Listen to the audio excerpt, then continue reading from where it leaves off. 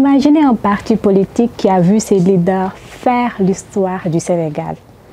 De Léopold Sédar Senghor à Ousmane Tanor Dieng. Pourtant, malgré un héritage prestigieux, ce même parti se trouve dans une impasse. Le conclave de Savannah de Abdoulaye Elimane Kane, notre livre du jour, nous plonge dans une crise existentielle du Parti socialiste sénégalais. Notre auteur du jour est romancier essayiste.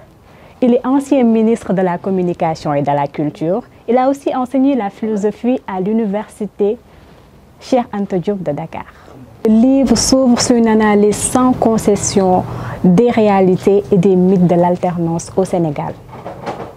De 1951 à 2012, l'auteur scrute les dynamiques politiques tout en soulignant les failles et les succès du système.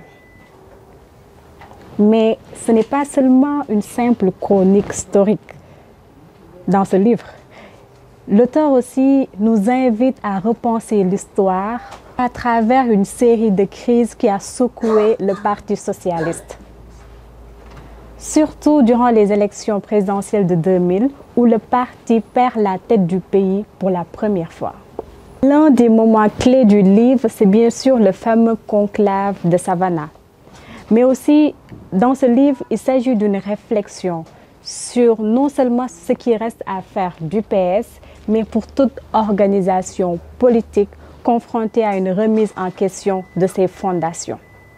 Dans ce magnifique essai, Abdoulaye Elimane Kane nous a parlé de l'avenir du PS, surtout durant ces élections présidentielles passées. Alors la question à se poser, est-ce que le Parti socialiste réussira-t-il à sortir de cette impasse?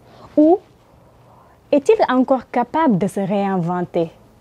Les réponses se trouvent dans ce livre, Le conclave de Savannah. À ne surtout pas rater. Venez lire ce magnifique essai. À très bientôt, amoureux et amoureuses des mots.